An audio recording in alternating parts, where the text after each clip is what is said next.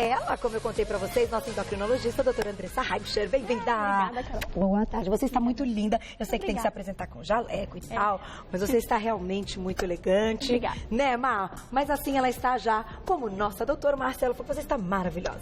Mas olha, só pra gente começar a introduzir a nossa pauta, a gente preparou um videozinho com uma ilustração, com algumas informações a respeito dos hormônios. Vamos ver?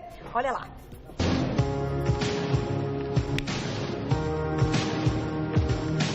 Os hormônios são substâncias químicas produzidas por glândulas ou por neurônios. Eles são de extrema importância para o bom funcionamento do organismo, exercendo diversas funções vitais.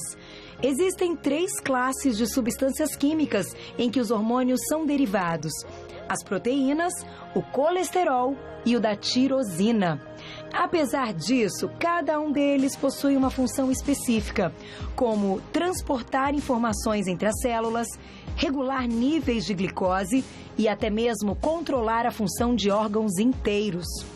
Quantidades muito pequenas de hormônios podem desencadear respostas muito grandes no organismo. Por isso, essas substâncias estão sempre sendo estudadas, para que possamos encontrar a melhor forma de utilizá-las.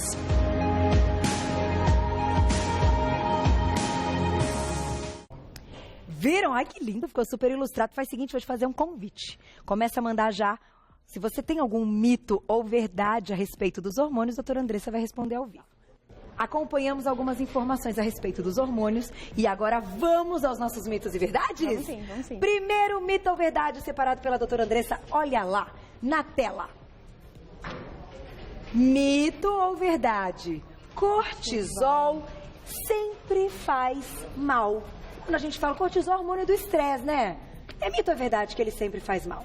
É mito. É mito? É mito. O hormônio do estresse não está sempre nos causando danos? Não. Quando é produzido? Não. O cortisol, Carol, é um hormônio que é naturalmente produzido pela glândula suprarrenal, que fica em cima dos nossos rins. E aí, o que acontece? Ele é um hormônio que faz parte do equilíbrio do nosso organismo, na dose correta.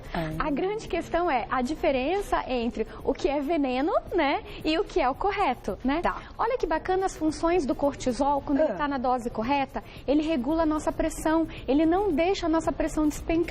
Então, uma quantidade legal de cortisol, ela garante que a nossa pressão fique num nível bacana. Faz com que possa subir também a pressão ou não? Em excesso. Quando o cortisol ele está em excesso, ele faz com que as pessoas possam ter o que a gente chama de hipertensão secundária. Então, pessoas que têm pressão alta, muito resistente a tratamentos com remédios, 2, 3, 4 tipos de medicações, muitas vezes a gente é importante pesquisar o excesso de cortisol no organismo. Olha que legal. Muito bacana, né? Boa dica. Outra coisa, ele controla a nossa imunidade. Então, o cortisol, ele é muito importante porque ele faz com que a glicose no sangue não fique baixa, ele faz com que a glicose fique no nível médio. Tá. E aí, com isso, ele também regula a nossa imunidade, para que ela fique não em excesso e também não em falta. Ele faz o quê? Uma modulação. Que legal. Quer ver uma coisa bacana? Pacientes que têm doenças autoimunes, como, por exemplo, lúpus, como, por exemplo, artrites, o que eles fazem? Eles tomam medicações à base de cortisol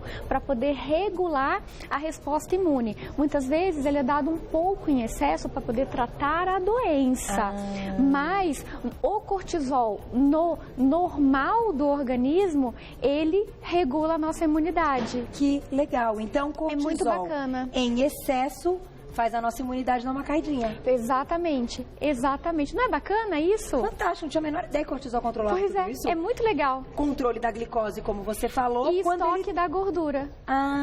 Chegamos aonde todo mundo pergunta. Exato. O que acontece? O cortisol, por ele ser um hormônio do estresse, o que ele faz? A gente simplifica essa história do hormônio do estresse, né? Porque, na verdade, ele é um hormônio que ele é liberado no período da manhã, pra gente poder acordar. Tá. Então, pensa lá na época das cavernas, a gente precisando acordar e precisando ter energia para poder caçar. O que acontece? A gente precisa ter um estoque de energia fácil para ser utilizado ali, rapidinho. Se precisasse correr de um inimigo, se precisasse caçar algum bichinho. E aí a energia, ela tinha que ser estocada na região central do corpo, porque imagina uma célula de gordura liberando gordura aqui no pé ou aqui na ponta do dedo. Não, uma gordura mais efetiva é aquela gordura estocada na região abdominal. Entendi. Que a gente não gosta, ninguém gosta, né? Mas é aquela rápida. Mas é aquela rápida, ela é mais rápida. Então o estoque central, ele é cortisol mediado. O que a gente quer dizer? Que o estoque da gordura centralizado em pessoas que têm excesso de cortisol, ele acaba acontecendo na doença que a gente chama, que é a famosa doença de Cushing, que é quando a gente tem, ou melhor, síndrome de Cushing, que é quando a gente tem excesso de cortisol. Né? Olha só! Olha que bacana. Por isso que com excesso de cortisol aumenta a gordura abdominal. Exato. E cortisol muito baixinho? Cortisol muito baixinho é o oposto de tudo que eu falei.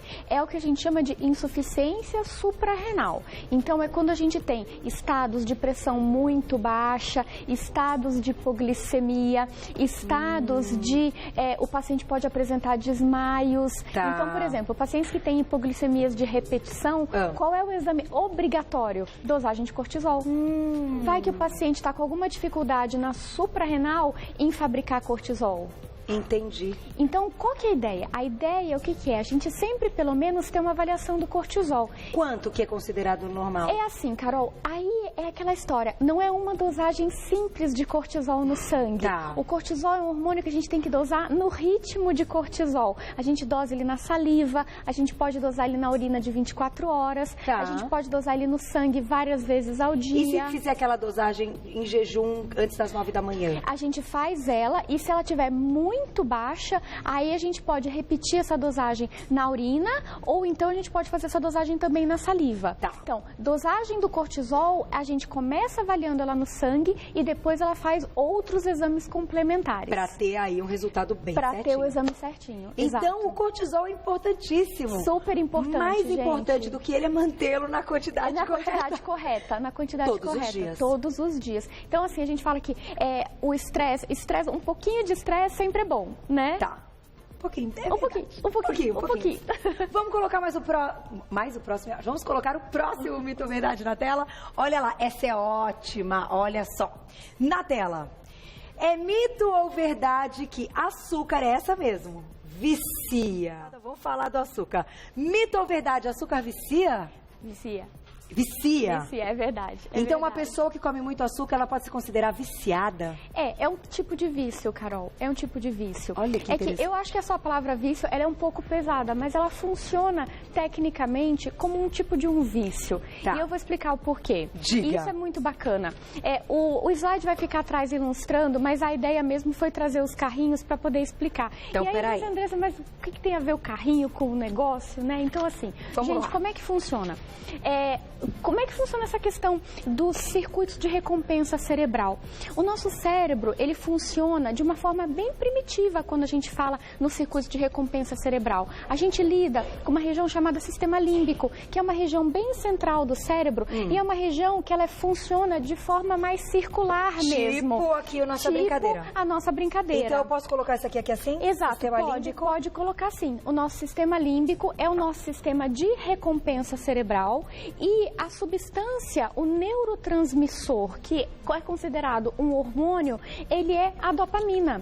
Então, a dopamina é ele que faz a transmissão da informação no sistema límbico, entre um neurônio para o outro. Tá. É por isso que a motinho aqui, ela tá como a dopamina, ela tá representada como a dopamina para o pessoal de casa poder entender mais ou menos a ideia do sistema límbico. Tá. Toda vez que eu como um alimento com açúcar, ele libera a dopamina no sistema límbico, então a informação, ela gira dentro do sistema límbico. Tá. Aí eu falei pra Carol, quando eu entrei aqui, e pra Ju, que eu não tive infância, pelo menos assim, eu não tive infância com carrinho, porque eu não aprendi a rodar isso aqui eu também no não. sistema límbico. Você sabe, Vair? Botar o carrinho para girar, fazer a volta? Eu não consegui fazer. Alguém aqui sabe? O Carica, você sabe, Cá? Puxa para trás. A Camilinha sabe tudo. Ela puxou para trás. Eu acho que eu não consegui fazer isso aqui, mas a ideia, gente, era fazer isso aqui. Você sabe, Carica? Você sabe, Inés? Vem aqui fazer, fica bonitinho no vídeo, gente. Aí o que acontece? Quando a gente come um alimento que tem o açúcar, a gente libera dopamina no sistema límbico. E a informação, ela gira no sistema límbico, liberando a informação em forma circular. Entendi. E esse trajeto, ele é chamado, ele é uma estrada conhecida, que tecnicamente recebe o nome de imprint. É como se fosse uma estrada. Então, por exemplo, um alimento que você gosta muito, que você fala, eu gosto muito de brigadeiro, eu tô triste ou eu tô feliz, eu vou comer brigadeiro, ele já tem a estrada da recompensa cerebral já construída. Ah, entendi. Então, você come, libera a dopamina e a dopamina entra sensibilizando esse circuito cerebral que já está construído. É uma estrada já. Entendi. É uma estrada que a transmissão, que é o impulso elétrico, ele transita. Isso, então, já está construído. Então, por exemplo, uma criança que nunca comeu um brigadeiro, ela não tem essa estrada definida. Ela não tem. Uma criança que nunca tomou um refrigerante, ela não tem. Ela não olha. Tem. Exato. Por isso a importância de, na fase, né, quando criança, a gente não oferecer certos alimentos. E aí, por exemplo, se você tem já um circuito de recompensa cerebral construído, por exemplo, eu sei que eu gosto de brigadeiro e eu quero diminuir esse meu vício, eu preciso construir novas estradas. Então, o que eu vou fazer? Eu vou botar novas estradas alternativas aqui para que esse meu impulso elétrico chegue. Entendi. E por isso que é tão difícil, às vezes, Carol, mudar hábitos de recompensa. E como é que a gente constrói novas estradas e muda hábitos de recompensa? Bom, aí a gente vai ter que fazer uma reprogramação disso com dieta, com alimentos ricos em fibras, às vezes com medicação. Muitas vezes a gente vai precisar de medicação para ajudar a gente, o nosso cérebro, a construir novos circuitos cerebrais de recompensa, fazer novos imprints. Isso que eu queria trazer para quem está em casa. Que legal, né? isso. Então, quando a gente fala, por que é tão difícil? Depois do meu almoço, eu quero um doce. Como é que eu faço para mudar isso? Às vezes, você precisa construir uma estrada nova. E até o seu cérebro, que tem um impulso elétrico, ele aprender que, em vez dele ir para essa estrada bonita aqui, que já está construída, ir para uma estrada nova, às vezes ele vai precisar de treino. E qual que é o treino? A dieta mais rica em fibra, talvez a medicação, psicoterapia ajuda, hábitos, meses, anos. Atividade física. Então é aquela história. Amo muito uma batata frita. Vamos mudar esse pensamento, vai aprender a fazer uma batata doce no forno, comer um pouquinho menos, mas vai tentar ser feliz da mesma maneira que é quando come batata frita. E aí o que você pode fazer? Na sequência, fazer uma atividade que você gosta muito. Por exemplo, se correr está te dando prazer, você pode correr na sequência, que você vai liberar dopamina e você vai fortificar um novo circuito de recompensa. Entendi. Por isso que o exercício é maravilhoso. Exatamente. Então eu vou botar uma pergunta, tem a ver com isso, né, Mar? Sabia que ia ter. Olha lá, perguntinha do público. Vamos ver. Perguntem, porque eu queria explicar mais coisas. Não, tem mais um monte ainda de mito ou verdade. É da... Assunta _ Colamarco, acho que é a primeira vez que ela manda mensagem pra gente. Tive câncer de mama há 1 ano e agora meus hormônios estradiol, então ela tá falando só do estradiol, estão altos. Ela pergunta se é perigoso. Excelente pergunta, porque a doutora Andressa vai falar exatamente de estradiol, de testosterona. Complicado pra você sem conhecer o caso dela, sem ver os exames, Não, mas eu já pescou. Então, vamos lá. Quando a gente está falando até em relação a tumores, a gente sabe que o tumor de mama é um tumor comum até e tem relação com essa parte hormonal, né? E aí? Tem. Bom, aí eu fiquei pensando, né, enquanto a gente deu aquela saída, como é que eu ia explicar isso. Então, olha só, é assim, eu não sou mastologista, mas eu vou explicar a visão do endocrinologista, porque é o seguinte. Então, vamos lá. Quando a gente tem tumores de mama, os tumores de mama, alguns tumores, eles têm receptores do hormônio, que é o estradiol. Então, para ficar mais fácil para quem está em casa entender, é o seguinte, a gente tem a mama aqui, e aí a gente tem o receptor, que é como se fosse uma fechadura. E o hormônio, Carol, é como se fosse uma chave. Então, ele vai ligar aqui. Muitas vezes, o tumorzinho na mama da paciente, ele tem a fechadura para o estradiol, e se ela tiver um estradiol alto, esse estradiol vai se ligar no tumorzinho dela e vai fazer com que esse tumor cresça. E aí, o que acontece? Se ele tiver uma fechadura para estradiol e ela tiver com o estradiol alto, ela vai ter a chance desse tumor crescer. Certo, então, mas se ela não tiver mais o tumor e tem esse estradiol... Se ela não tiver mais o tumor e tiver o estradiol alto, a gente quer que o estradiol dela fique baixo para evitar que tenha qualquer potencial de sensibilização dessa mama. Mesmo não tendo tumor. Mesmo não tendo É algo que pode, vamos dizer assim, alimentar o tumor. O tumor, perfeito. Entendi. Então a gente não quer que tenha nem a chavezinha para se ligar na fechadura. E o que deve ser feito, então agora, saindo um pouquinho dos mitos e verdades, mas já que a gente está falando de estradiol, faz parte dos nossos mitos e verdades a respeito de hormônios, como a gente mantém os nossos hormônios equilibrados, doutora Andressa? Bom, a primeira coisa que a gente precisa saber é qual é a linha hormonal que a gente está querendo equilibrar, né? Tá. Quando a gente fala, por exemplo, no estradiol, a gente está pensando se a paciente ela vai estar na menopausa ou se ela vai estar antes da menopausa. Por exemplo, no caso específico dessa paciente, o que aconteceu? Ela teve um tumor de mama e aí provavelmente foi indicado para ela que ela entre numa menopausa artificial com redução do estradiol para que ela fique sem o estradiol circulando para que ele não se ligue na mama dela. Perfeito, né? perfeito. Ok, agora, por exemplo, se é uma paciente jovem que não tem nenhuma contraindicação para que ela não possua estradiol, o que vai acontecer? A gente vai fazer uma análise e provavelmente ela vai ter estradiol. Tá. E aí a gente vai ver se, por exemplo, ela tem um ovário policístico, se ela é uma paciente que tem um mioma, se é uma paciente que tem alguma irregularidade de menstruação. Então, na verdade, a gente vai buscar, Carol, pelo sintoma, a gente vai buscar o que está acontecendo com o quadro hormonal dela. Muitas vezes, o pensamento acaba acontecendo de forma oposta. A gente busca o exame e vê se ela tem algum problema. Não, a ideia é se ela tem alguma alteração de